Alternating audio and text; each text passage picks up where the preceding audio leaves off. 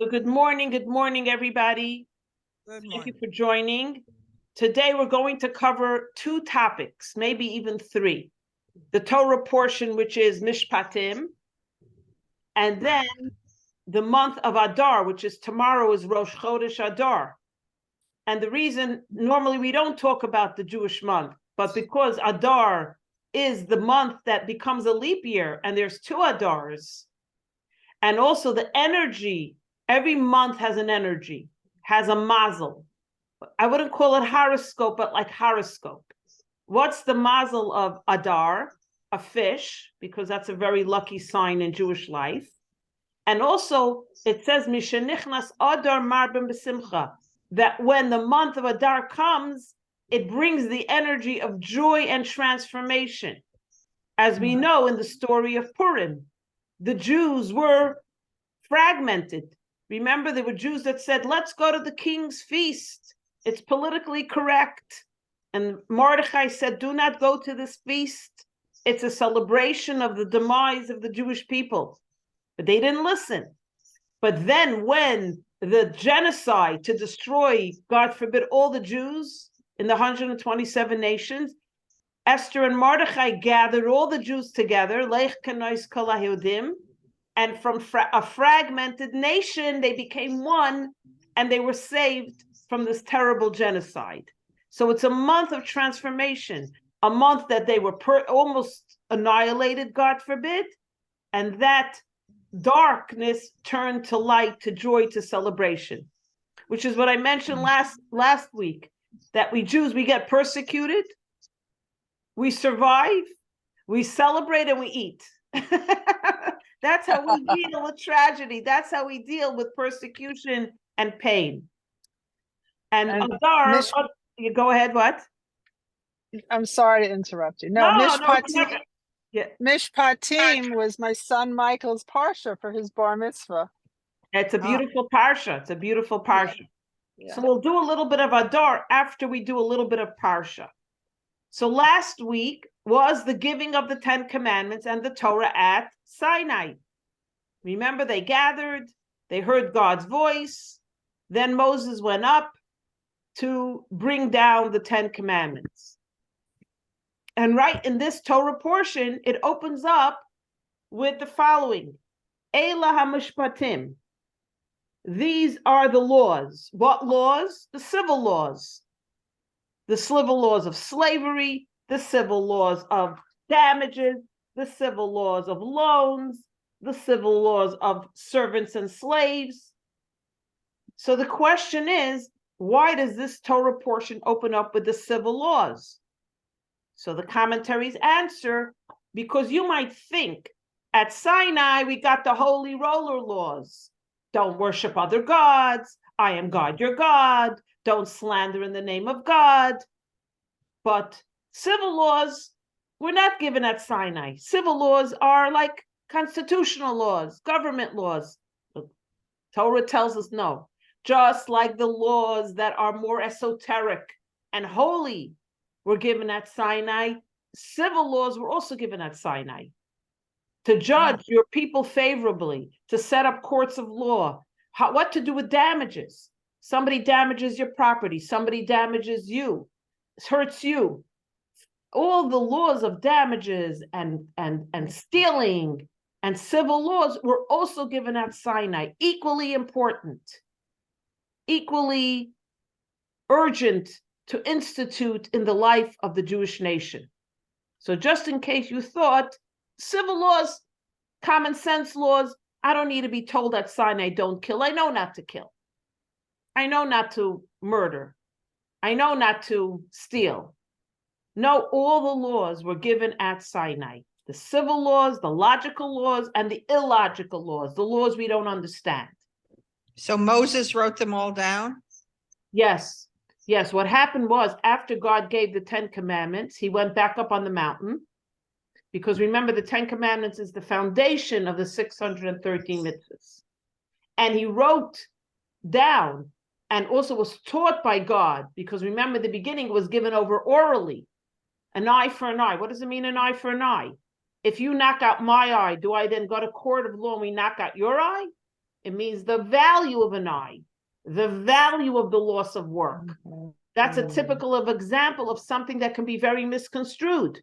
If you don't have the oral tradition to explain the mitzvahs, you'll do them wrong.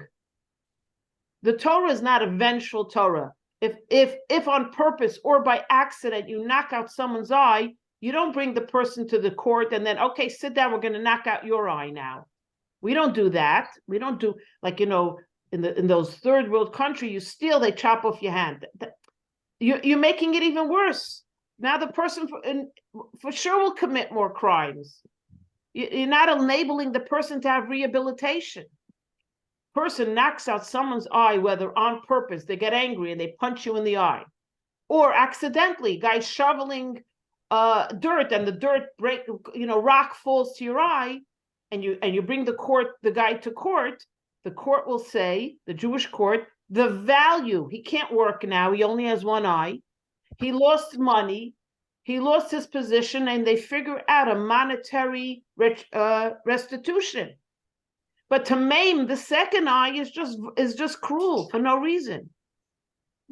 So the court of laws, as set up by God, the laws set up by God are very, very, very done right, to say the least. Because it was not created by man, it was created by God. And of course, the intricacies of the laws were later written down and codified by the great sages, the Talmud. They argue, but then there's always a conclusion. They argue about this, they argue about that, how to do it, when to do it, but then now, in the code of Jewish law, we know exactly how to do each mitzvah. And as new innovations come out, like end-of-life issues, right now, when someone died in the olden days, they died. Now they keep people alive for years, right? They have ventilators and heart machines and kidney machines. All these very important end-of-life questions. Can you pull the plug if there's no brain waves? So that the Torah was set up that though we have set laws, there's also the emerging information you can get, building on the previous information, how to come to conclusions, what to do now when there's a new innovation. Fertility, in the olden days, you couldn't have a baby, God forbid, you couldn't have a baby. Now, there's, thank God, so many breakthroughs. So what is permitted by Jewish law? What is not permitted by Jewish law? And how to do it. My mother was hired, not really hired, she's a volunteer. I don't know if she still does it. What happened? They take they take from the woman her, how do you call it when you take out from the woman her, what do you call it? Yeah, and then they take from the male the sperm. Now they have rabbis who are watching the frozen eggs because they found out that people got mixed up, like a woman gave black to a Black American baby because they mixed it up.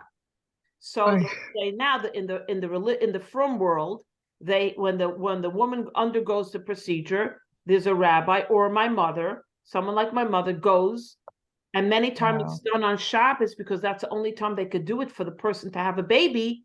My mother stays, my sister, she walks to the hospital and she watches the egg, so later on there's no mix-up. So in the olden days, there was no such technology and scientific breakthroughs. And now, so halachically, they figured out how to do it right. So I'm just using this as an example of how the Torah, though given at Sinai thousands of years ago, right? Well, not the Torah also gave us the ability to analyze how to utilize the rules, the mitzvahs, and the different rules of how to come to halachic determination. Experts do this. There's this guy, Rabbi Tendler, he's brilliant. If you ever have a very difficult medical problem, you call Rabbi Tendler's office. They are the top people like in the world that know all these halachic ramifications. What can you do? What can't you do? And thank God there's a lot of things that can be done now, but it has to be done according to halacha. You can't have a strange man, sperm in your body. Yeah, there's different halachic things. So all these kind of laws. Oh, how did I get to this? To say that within the realm of the giving of the Torah, God took into account all future generations. We don't have to worry. Because people say, the Torah was given years ago. How could it evolve with time? Because God wrote the Torah.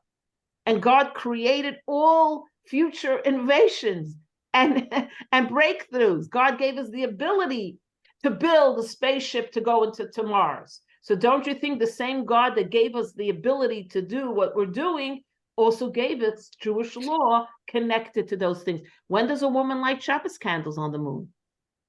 When? There are laws for that, right? When do you I light love Shabbos? it. You land on the moon. When do you light Shabbos candles? I love it. So even simpler laws are given. So let's go back to the Mishpatim. So there's 3 categories of laws. I'm just going to quickly go through them. Anybody know the 3 categories? Maybe you'll share. Well, there's one category where it's not logical, Very but good. we just do it. Chukim, decrees. Give us an example of something that's illogical, but it's a mitzvah. We do it, even though Like kosher, some kosher things. yeah, Right. the mitzvah of not mixing milk and meat doesn't make sense. The milk comes from the cow. Why can't you have a meat sandwich with a cup of milk? It's from the same animal. The mitzvahs of purity. They sprinkle they take a red heifer in the time to the temple, Beis HaMikdash. They take the ashes from the red heifer. Did I say it heifer or heifer? Heifer, right? Heifer. Heifer. And they sprinkle it on the Kohen. They became impure by coming to in contact with a dead body. Then the Kohen that does the sprinkling is now impure. Does that make sense? The laws of mikvah, woman going to the mikvah after her menstrual cycle. She doesn't need a mikvah. There's showers, there's bath, there's spa. What do you need a mikvah for? Because the mitzvah is based on illogic. But, says the Maimonides, even these mitzvahs, we look for logical reasoning and we find logic in the illogical. But we don't do it because it's logical. We do it because God said, don't mix wool and linen in your clothing. So whenever my boys buy a suit, because you mostly find it in men's suits from Europe, we send it to the Shatness laboratory. There's a guy, he opens up the collar of the jacket. He does this test, like it's a burn test. And if there's wool and linen mixed, and he can remove it because it's usually in the collars, in the linings, he removes it. If not, he says, listen, this suit isn't good. 99.9% of my boys' suits and my husband's suits came back kosher. But it does happen. Some very high-end designer suits, they mix wool and linen. Now, why can't you wear? So the Kabbalah explains why we don't, but God does not give the reason as the reason why to do it. You understand what I'm saying? Mm-hmm. Okay, then the second category of mitzvahs is the mitzvah of what we're discussing now, Mishpatim, civil law, damages,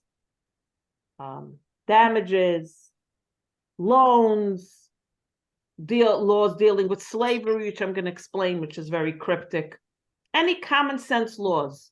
We know not to kill and not to murder, not to steal, common sense, but those laws are called the Mishpatim. And the last rule of laws are the ones that are testimony to our faith and history. Eating matzah on Pesach is a mitzvah. Why? Because what happened in Egypt? Sitting in a sukkah is a mitzvah. Why? Traveling through the desert. Those are called mitzvahs of testimony. They testify to our history, to our lives. 3 categories. So why do I bring up the 3 categories? Because when the Jewish people were asked, do you want the Torah? What did they say? Famous. Yes. Yes. But how did they say it? They said, Nasa v'nishma. We will do it, and then we will hear it. And it's brought down in this Torah portion, their declaration. Now, that's very strange. I come to you, Diane or Margaret. I'm like, could you do me a favor? Sure. You don't want to know what the favor is? Exactly. When Moses came to the Jewish people in the name of God and said, you want the Torah? They said, we will do it. And then we will hear it. What's the significance of this? What do you think? What's the significance that the Torah mentions it in this Torah portion?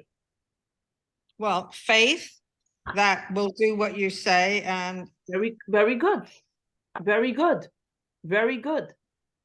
It is the building blocks of a relationship. Nasa v'nishma is the building blocks of our relationship with God, our relationship with our spouses, our relationship with those we hold dear. Now, usually it's the husband. Your husband brings you flowers. Why? Why do you get flowers? Now that Valentine's Day is coming up, even though Jews don't sell St. Valentine's, whatever. But the idea of love is good. Why does your husband bring flowers? They wilt.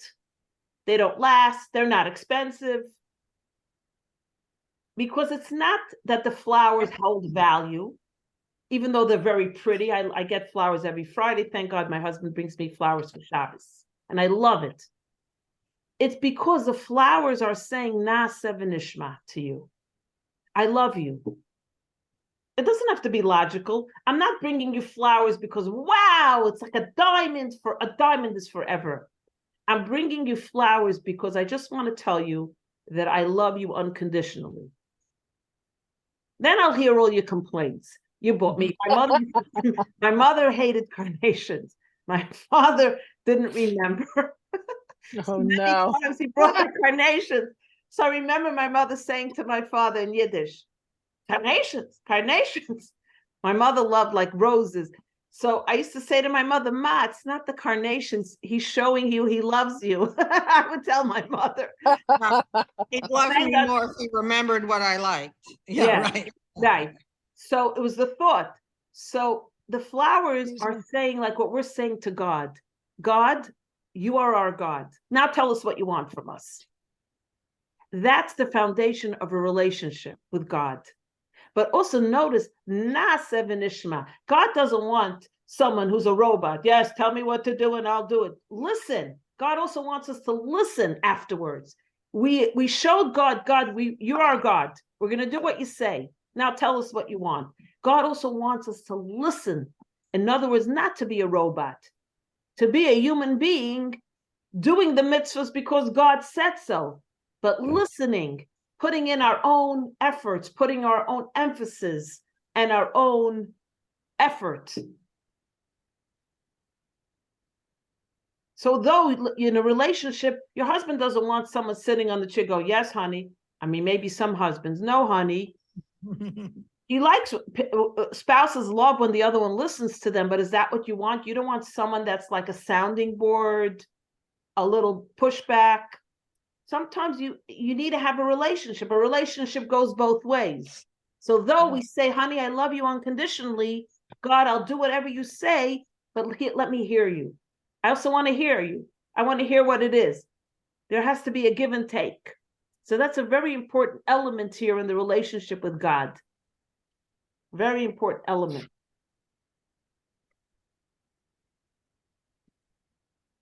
So what's 3 things we learned from these sentences? I wrote down 3 things. Just do things. Unconditionally, illogically, we do it.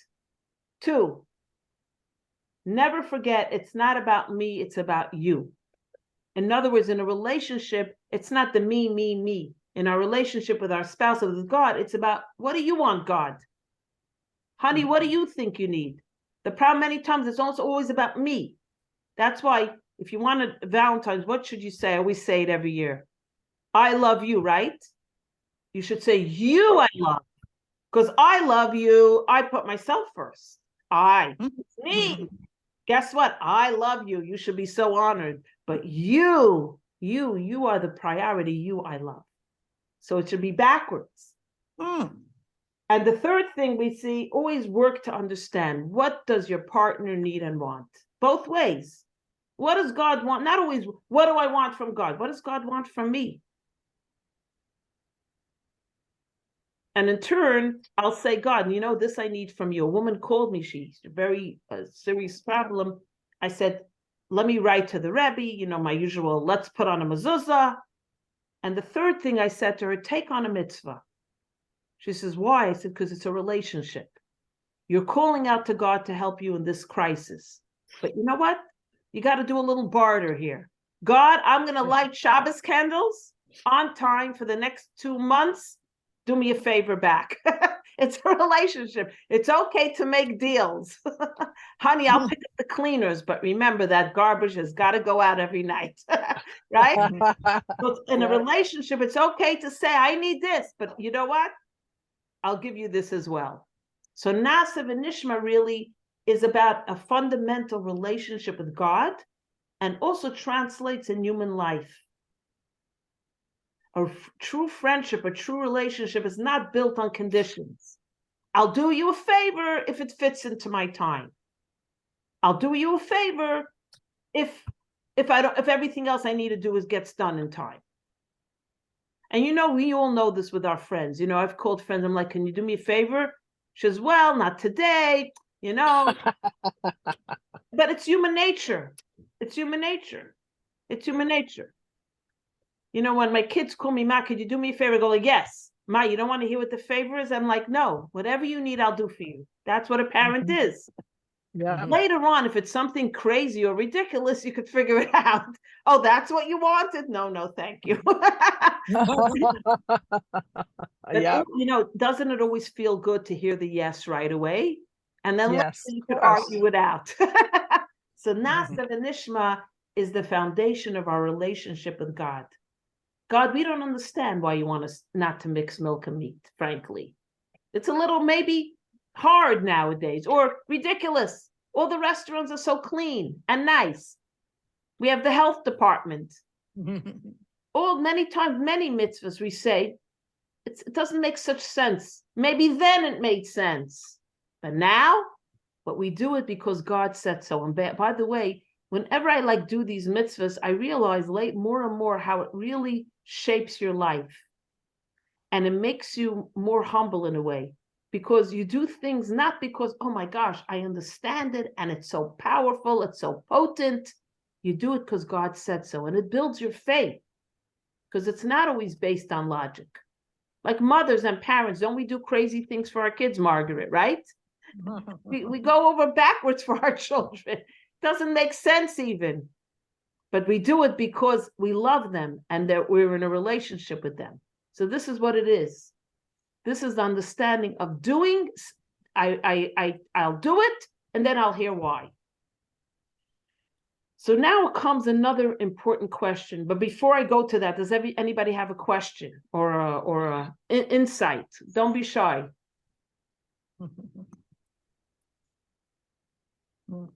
So now there's a very I have to shut off my rumba. It's coming forth here. It goes every day 10:30. So now there's a very, very interesting opening of the passage. It says, and tell me what you think. This is the first of the civil laws. Tell me what's wrong or what you think. If you buy a Hebrew slave who was sold into slavery by the court because he was a thief, he shall work for 6 years, but in the 7th year he is to be released without liability. Okay, and it gives all the rules. If a slave says, I love my master, I will not go free. His master shall bring him to the judges of the Jewish court who sold him in the first place, and standing next to the door by the mezuzah, they will pierce his right ear. And then he could stay with his master forever and ever until the Jubilee year, which is every 50 years. Yovel. So what's wrong with the opening passage in Mishpatim? What do you think about this? Let me just grab my paper with my notes fell. Give me a second. Where did they just leave? They just left Egypt, right? They just left slavery. Yeah. Right? Does it? And was it a good life? It was a horrible life, right? No. So what's the question here? Everybody join me in analyzing How this. could you own a slave? I get it. Very Or good. yeah. It's talking about now what happened. Well, why would a Jew be a slave according to the Torah law? A Jew went and stole from somebody. They bring him they arrest him, they bring him to the court. The court says, can you pay back? He says, I don't have $25,000 to pay back. They said, okay, you're going to have to work it off. for the person you Right, stole from. right. So he becomes an a servant, a slave. Indented surgeon. Right, Indentured, I think it is. whatever it's called. Right. Another scenario might be a guy is poverty ridden. He has no money. Yeah. So he works for somebody as a slave. And also, look, he's not being mistreated. This is not the South during the Civil War. He's treated beautifully. He doesn't want to leave even. He's so happy there. They treat him well. He has a roof over his head. There's food every day. He has off for Shabbos because a Jewish slave is not allowed to work on Shabbos. He wants to stay. So he goes and they pierce his ear to show here is a man who could have been go free, but he didn't want to go free. So why does the Mishpatim open up with slavery? It's such a touchy topic. We just ran from slavery. And the same God that created the laws could have abolished slavery. No slavery allowed. Absolutely not. So why does God even allow slavery in a sense? The same God who created Torah and mitzvahs could have said, no one's allowed to be a slave. It's against the law. He made But it. they had to come up with some restitution or something when someone commits a crime. I Very mean, good. you could be in jail, but then that wouldn't help anybody. So Yeah, I was thinking the same thing. You can rot in jail with no rehabilitation, and then when your time is served, you have this stigma. Here, you serve your time, and then you're a free person again. Very good. I don't know. No, very good. Exactly. Also, God warned Avram that the Jewish people would be slaves in Egypt. That Avram was given a prophecy. So it's as if God preordained slavery for us in Egypt. Interesting that we began our lives as a people in slavery. That was the first step, something to talk about. So, and also there's a mitzvah not to forget that we were slaves in Egypt every Pesach. mhm, Right? right. And it says also, every generation has to envision themselves that we were freed from slavery. So God doesn't want us to forget slavery. God is kind of saying, don't forget you were slaves in Egypt. So it's a very interesting thing called choice architecture. Choice architecture is like this. God doesn't want to abolish slavery totally. Why? Because God wants mankind. This is the emergence of mankind making choices, free will. God wants us to choose freedom. God wants us to choose freedom not only for ourselves, but for everyone. It took many, many years after the exodus from Egypt for the United States of America, for the people to fight each other to abolish slavery. Generations later. So this is called choice architecture, where God created a system. God says, listen, there's a way that you become a slave. Like you said, the guy stole, or the guy has debt. Like Diane said, it would be cruel to stick him in prison. There's no rehabilitation. How is he going to pay you back? But God also wants us to see that slavery is not ideal. Look, a slave is not allowed to work on Shabbos. And when they want to stay with their master, the ear gets pierced. Everyone knows that guy was a slave who wanted to stay. So God wants us to uncover and say, you know what? Slavery is not a good choice. I don't know if you remember, there was a book called Nudge, N-U-D-G, nudge, not nudge. Nudge is when you nudge your mother. Nudge is when you nudge someone. What was the nudge? It's the concept of choice architecture, right? You have a college cafeteria. You want the students to eat healthy. So what do? You put all the healthy foods on the bottom in the cafeteria. And the nash and the unhealthy high trans fat items go in the back.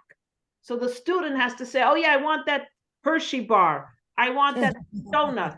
But in the front, they see all the salads, the fruits, and the vegetables. It's called choice architecture, where you nudge people, this is the theory of the book, to choose what you really want them to choose. Mm-hmm. So God presents slavery in a way also choice architecture. He said Interesting. you could have a slave, and it's a good in the parameter of the law, but it's not ideal.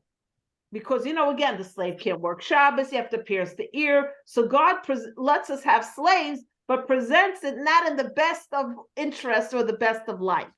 Because after 6 years, you have to let the slave go. And if the slave stays when it's the Jubilee year, 50 years, you must let the slave go. So though God allows for slavery, but by the way, you cannot, there's laws of slavery. Just because a guy is paying off his debt, you can't torture him. You have to give him off Shabbos. You have to give him off Yontif. You have to feed him. You have to provide for him. You can't just put him in the haystack in the barn, go live with the animals. There's rules of how to treat your Jewish slave and all slaves. So it's not exactly, it's not like you're in prison. You have to be in your jail cell 18 hours a day. But within the parameters of slavery, which is not a positive thing, God gives us choice. Say, you know what? Choose not to have slavery. And we see over time, we have slaves? So over time, the Jewish people and the world stopped having slaves. It became unacceptable.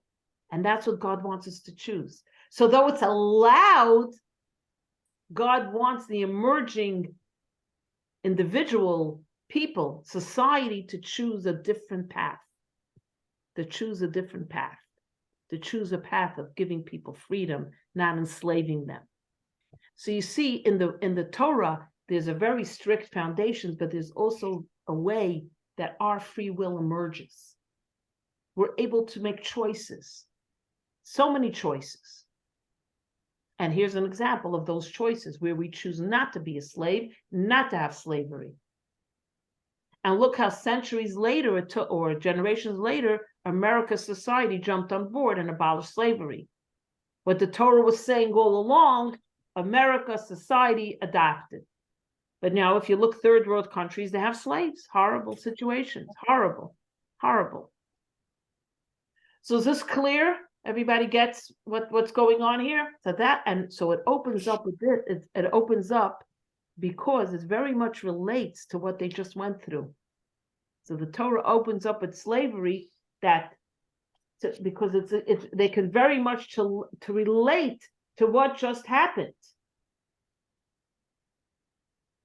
And also brings the discussion of why didn't God just abolish slavery? So that's why Mishpatim opens up with the civil laws of slavery.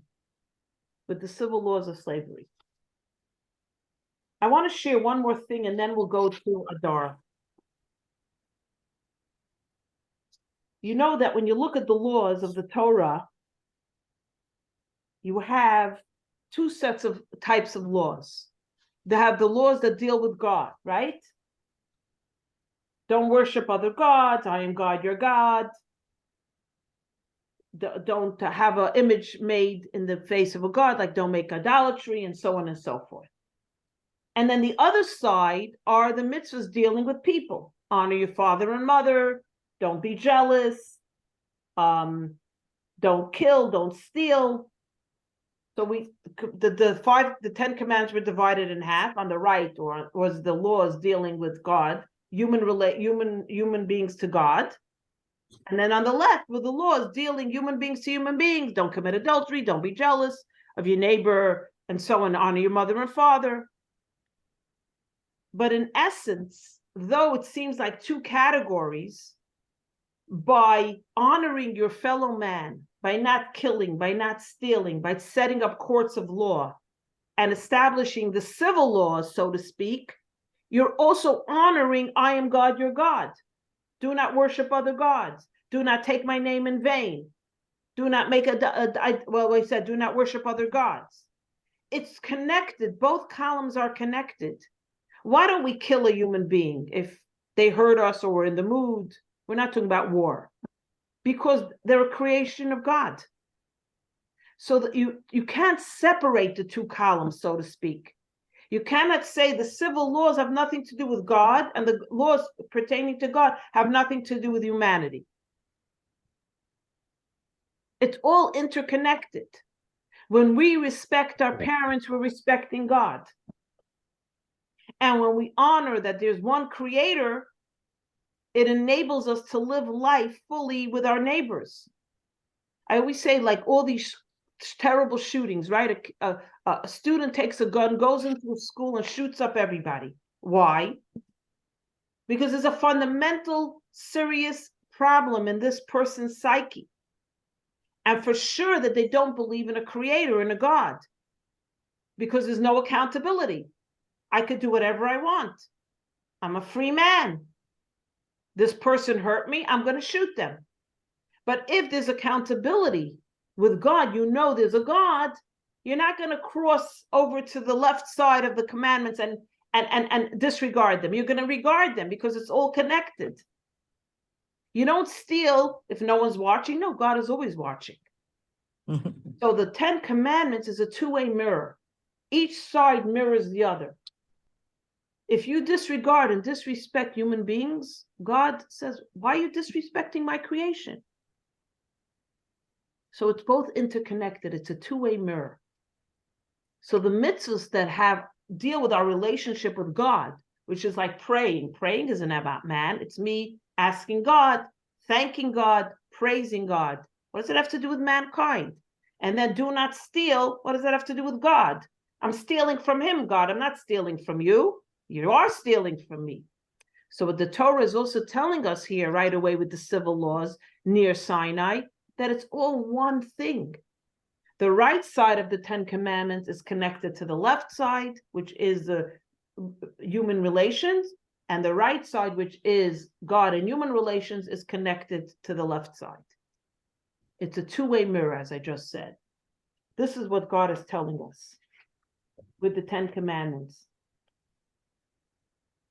And when you see a person in need, when you see a person that's hungry, when you see a person that's in pain, and you help them, you are reflecting what God meant for you to be with the entirety of the Torah.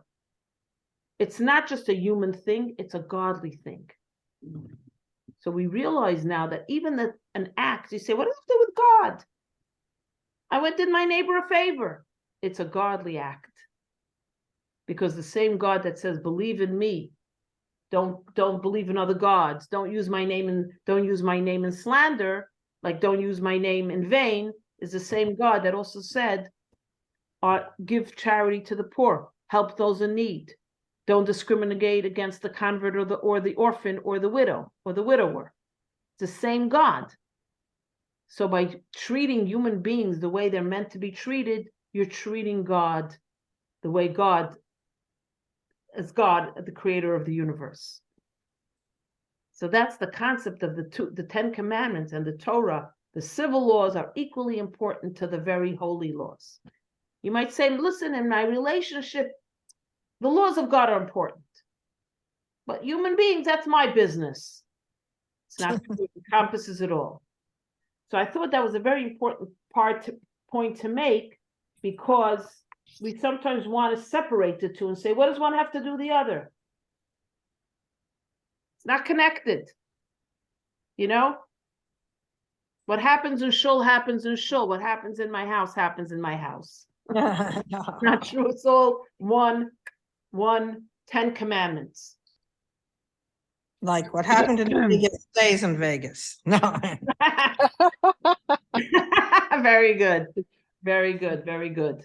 So now I want to end off with the concept of Adar, because I think it's a very powerful idea. Does anybody want to add anything to Mishpatim, or question or complain? No. I don't mean complain, argue the points. I don't mean complain. So I mentioned that we have a leap year this year. Which month gets added? The Jewish month of Adar. Why the Jewish month of Adar? Why not Tishrei? Because there's a law, the Jewish people, when they left Egypt, God gave us the mitzvah of calendar. Establish a calendar. A free people has a calendar. If you're enslaved, you're on someone else's calendar. So it's a sign of a free people. Now, God said, don't follow the solar calendar, the Gregorian calendar like the world. I'm giving you the lunar calendar. because the Jewish people are compared to the moon. How are we compared to the moon? Anybody know? Because we shine a light in the darkness. Very good. We Very wax, good. we wane. When you think the moon has disappeared, it's been obliterated, right? There's sometimes you look up at night, there's no moon, right? It's Right, the new moon. Yeah. the next day the moon emerges. That's the Jewish people. You might think you got us, you destroyed us. We come back, and we come back even brighter. Oh, wow. But there's many, many analogies why the Jewish people are like the moon. But the story goes like this, that every few years we have to add a second Adar, because it says in the Torah, the mitzvah to celebrate Passover is in the spring. So if the 365 days of the solar calendar, and the moon has much fewer days, every few years we have to compensate, because seasons go by the solar system. So for example, this year, if we don't add a month, Pesach will come in the winter. Right. So we Right. have to add a month. Why do we add Adar? Because it's right before Pesach. And for Sukkot, it has to be in the autumn. So every few years, the sages made calculations, and they made an adjustment, and they knew when to add a leap year. Nowadays, they have computers. Yeah. Are there 2 Adars or just one that comes in every 4 years? 2 Adars, 60 days. Now you notice in the secular world is a leap February, you add a day, but never a month. It's always add a day. Here we add a whole month to adjust for the calculation. Now in the olden days, the sages, it was very, very difficult. They had to calculate when to do a leap year. And we have that those calculations till this very day, even though now we have computers and everything. So that's the concept of the leap year. But the Rebbe, Lubavitcher Rebbe, asks a brilliant question. Again, why did God make a separate calendar for the Jewish people? Why can't we just follow the solar calendar and not have to make an adjustment? And not have to add a month, and not in the olden days work so hard on the calculations. So what can you think of? Why would we need a second Adar? Well, Second chance? I don't know. Yeah, second chance. That's a good thing. So while you're thinking, I'll tell you a story. You know the city of Chelm, you know the jokes about the men of Chelm. So 2 guys are in Chelm, and they're pointing up at the sky, and they're having an argument. One guy says, you see the sun? The other one says, that's not the sun, that's the moon. How could that be the moon? It's the sun. The other guy says, I'm telling you it's the moon. And they're arguing, it's the sun, it's the moon. They see a guy walking in the distance. They said, you know what? Let him settle the argument. He'll tell us if it's the sun or the moon. They call over the guy. The guy, sir, can you help us settle this argument? Is that the sun or is it the moon? The guy looks up. He says, I tell you, I can't help you. I'm not from around here. That's great. So I figured it out. Maybe it's because he wants us to stand apart from the world. Very good. To be Yes, different. it is true. The Jewish nation is not like any other nation. well, Yeah. moon, I mean, the moon changes every day, so it's more like a time clock or something, whereas the sun, I mean, it may change its position, but it doesn't change in terms of brightness or whatever Very like good. that. Very good. So you can count. with Very the good. moon. Very good. So Very actually, good. the Rebbe says that what's the difference between the sun and the moon? What you just said. Margaret repeated, the sun's light never changes, right? Right. The same every day in and out. The moon's light, it's never the same on any 2 days, right? Yeah. Moon is never ever the Yeah. same. Now the sun, says the Rebbe, represents the Torah, the mitzvahs. They never ever change. Milk and meat are still milk and meat, separate. Shabbos is always going to be the 7th day of the week we keep Shabbos. But the moon is symbolic of the innovation and creativity the Jewish nation has to have. not to ever change Torah and say it's not eternal. But like we discussed before, there are emerging issues, problems, and questions that come up in every generation. So within the steadfastness of the Torah, as a sun, as a foundation, God also put in rules to allow for innovation and emerging knowledge to conquer and capture and address the problems, the issues, and the questions of every generation. Like we discussed, issues of fertility with the new, issues of end of life questions. Can you pull a plug? Can't you pull a plug? How do you pull a plug? Can you keep a person alive? Can you do harvest organs? All these questions that have come up in our generation that they didn't have because they didn't have the technology in those days. So to say that the Torah changes, never. But to say that the Torah does not have rules of engagement, so to speak, for all generations is denying what was put into the Torah. So the Rebbe says when the leap year comes and we add a month, we are now realigning the sun and the moon's energies and realizing that you need to have both. You need the creativity and innovation that comes with life changing. And you also need a foundation that you know every day the sun is going to rise and every day the sun is going to set. And let's translate it in life, in human life. In a marriage, you need trust. You need commitment. You need loyalty. But does that mean your marriage should become stale and boring because you're committed to one person? You have to create excitement, fun, passion. You have to create lunacy. You know, lunatics were called lunatics because of the full moon. You have to put in the energy of the moon. But trust, commitment, loyalty, that's a given. That never wavers. But creativity, excitement is an obligation to keep things fresh. So that's the message of the leap year. There are times we need to synchronize the sun and the moon to bring back a reminder of that energy, of that power.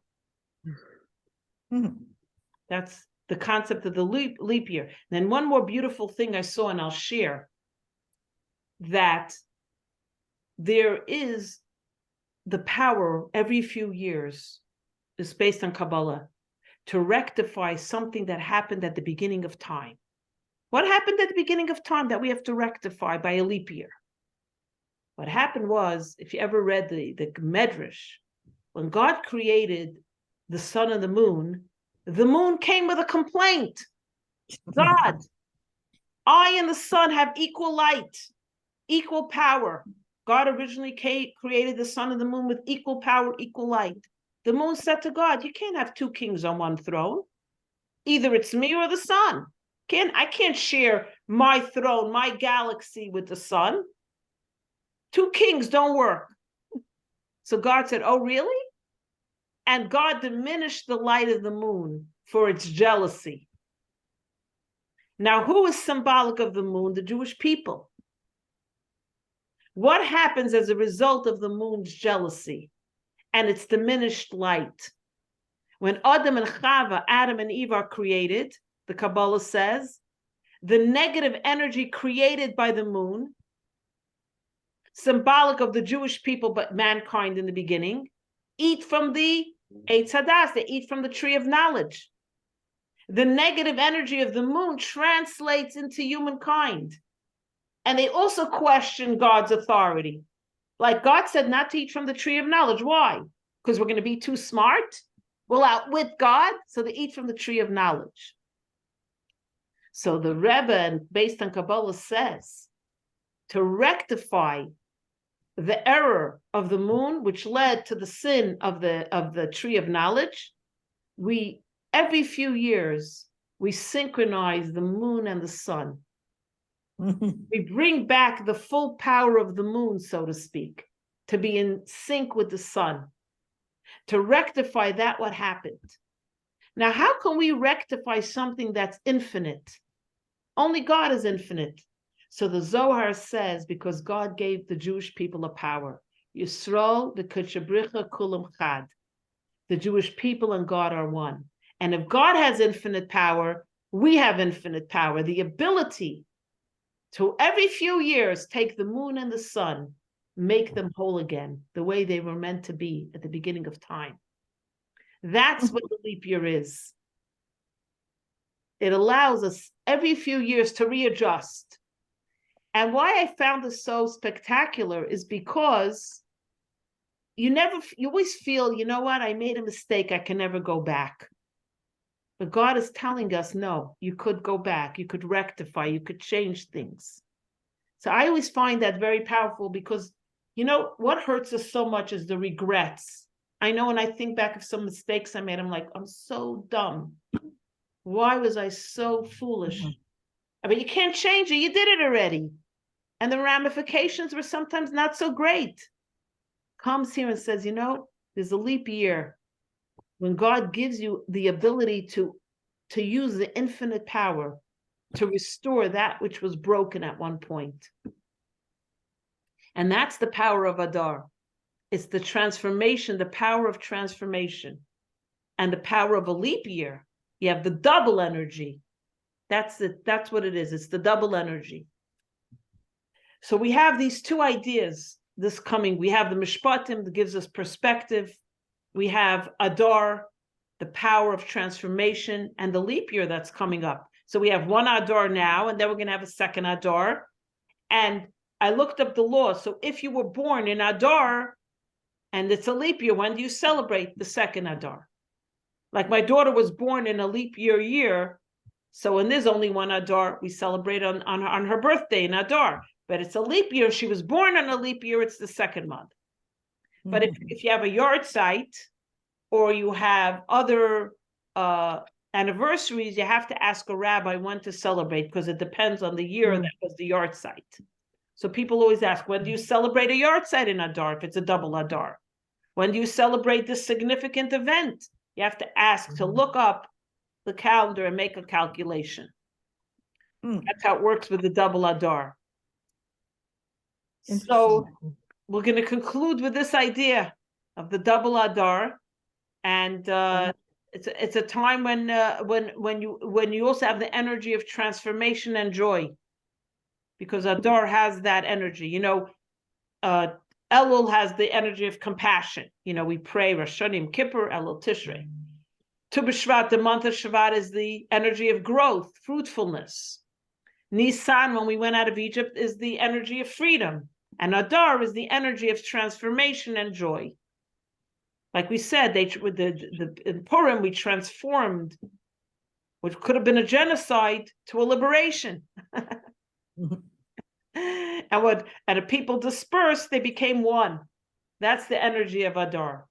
That's the energy of Adar. Wow.